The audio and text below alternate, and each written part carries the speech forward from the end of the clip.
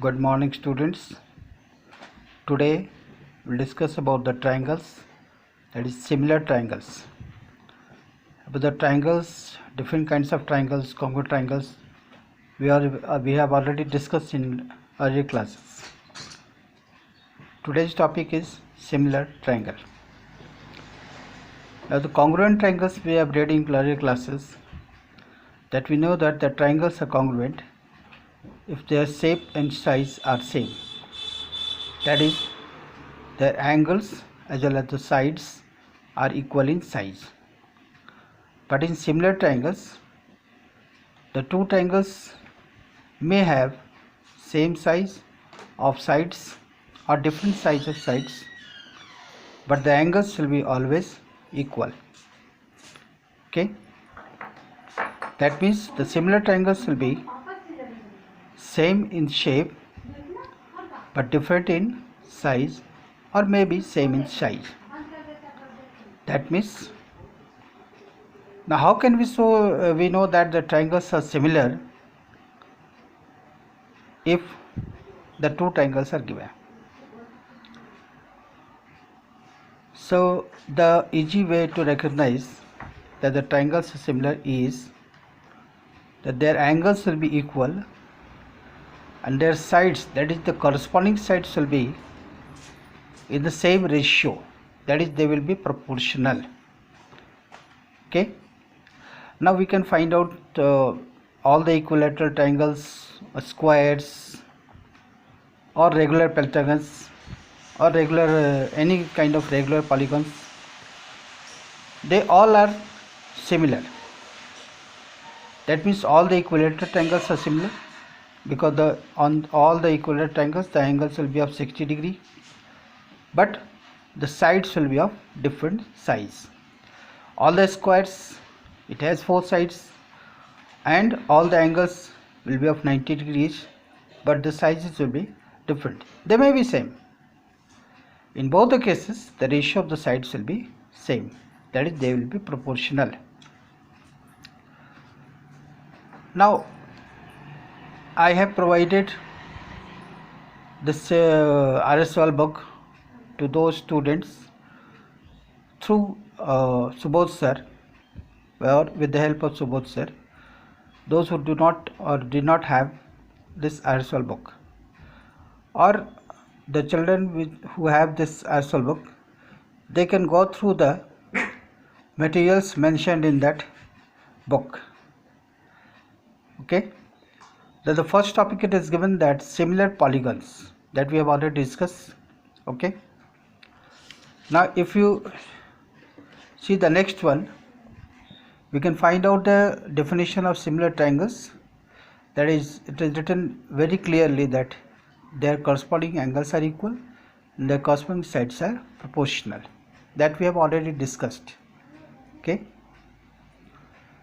now the first theorem that we have to study in this chapter is the Thales theorem, or the basic proportionality theorem. It is somehow related or somehow similar to the midpoint theorem, or the converse of midpoint theorem, that we read in class 9. Okay, in the midpoint theorem, the line segment was joining the midpoints of the two sides of the triangle, and we proved that it is parallel to the third side, also half of it. But in this theorem, the statement shows that if a line is drawn parallel to one side of a triangle to intersect the other two sides in the distinct point, this is very important. That line or line segment must intersect two sides at two different points, not at the same point.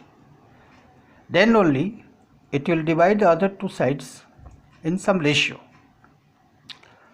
So what is the next? That then the other two sides are divided in the same ratio. Unless and until the line will intersect the two sides at two different points, it will not divide them in any ratio. Okay, and that we did in class 9 when we proved this sum of all the angles of triangle is 180 degree. Then in the construction we drew a line parallel to the base, but it was passing through the vertex of the triangle. That line was not intersecting the sides at two different points. Okay. Now you can find out the figure from your book, and the proof that we prove this theorem by using the formula of area of triangle, and one important theorem of that area of triangle that we read in class 9, that is the two triangles on the same base and between same parallels are equal in area. Now you can see the figure. A triangle is drawn ABC. Okay. Now D is drawn parallel to BC, where D is intersecting AB at D and E at AC. D and E are not the midpoints of AB and AC. I make it clear. Okay. Now what we have to prove, that AD by DB is equal to AE by EC. Okay. Now we have to do some construction. The construction is that from E and D we draw the two perpendiculars to AB and AC, EL and DM respectively. Okay. Now the second construction is that we join B and E and C and D. Now in this way we get four triangles, or rather three triangles. Triangle ADE, triangle BDE, that is containing the sides AD and DB, or the portion of the sides AB, AD and DB, and the two triangles AD and DEC, which are containing the sides AE and EC of the portion of the side AC. Okay. Now, according to the area of triangle, the area of triangle ADE will be half into AD into EL, and area of BDE will be half into BD into EL. EL will be the perpendicular for both the triangles. As we know that in obtuse angle triangle, as BDE is an obtuse angle triangle, the height of the perpendicular will lie outside the triangle if it is drawn from the acute angle of the triangle.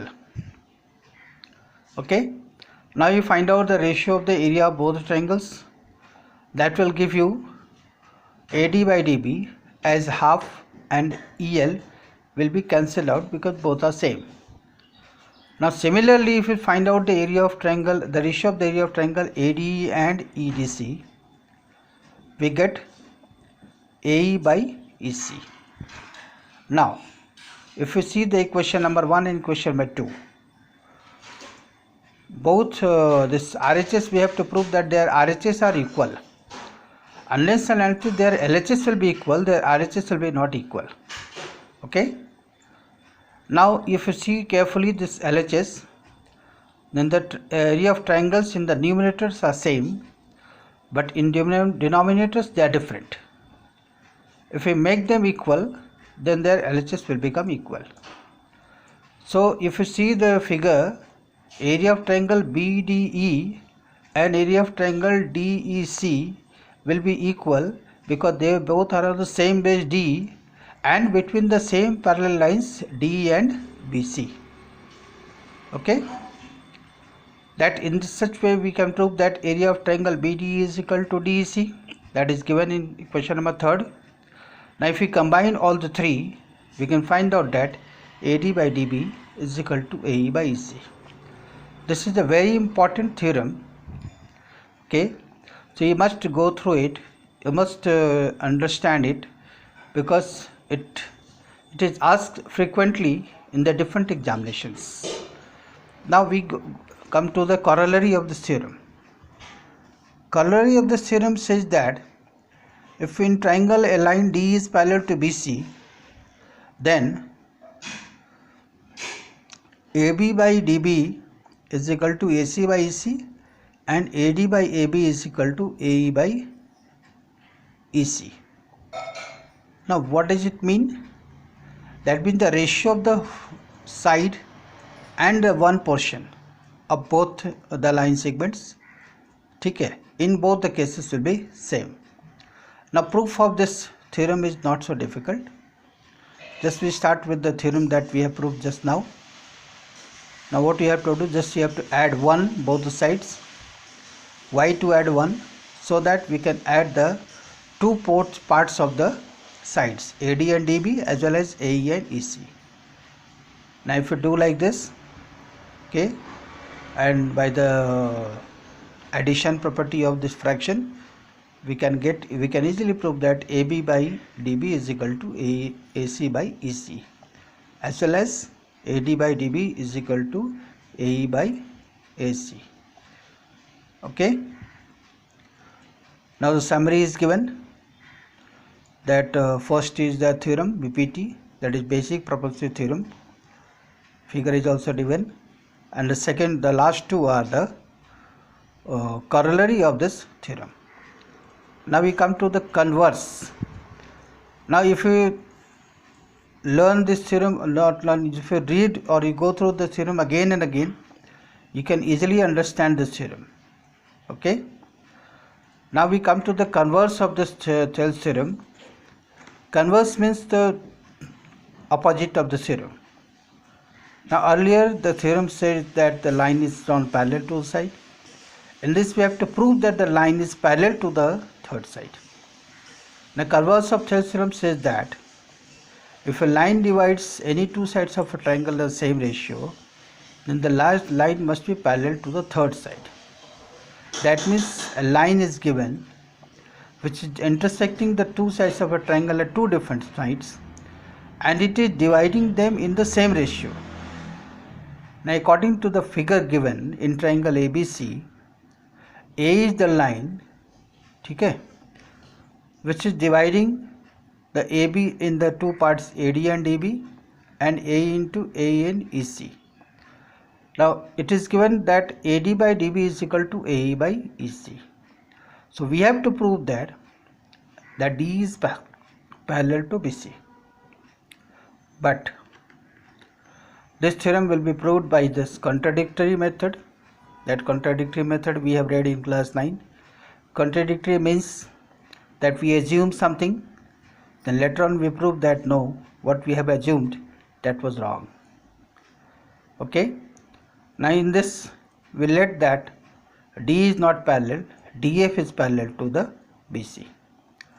Now if DF is parallel to BC, so according to Thales theorem, AD by DB is equal to AF by FC. But in the theorem given in the converse of Thales theorem, that AD by DB is equal to AE by EC. So by theorem 1 and the equation 1 and 2, we can say that AF by FC is equal to AE by EC. AF by FC, because their LHS are equal, so their RHS will be also equal. So A by FC is equal to AE by EC. Now what we do, we add 1 both the sides. Why do we add 1? So that their numerator will become equal. Okay? So by adding 1 we get that AC by FC is equal to AC by EC. That is very simple. Now both the numerators are AC, that is cancelled. So FC is equal to EC. But at one point that FC and EC will be equal. It is then only when E and F will coincide each other.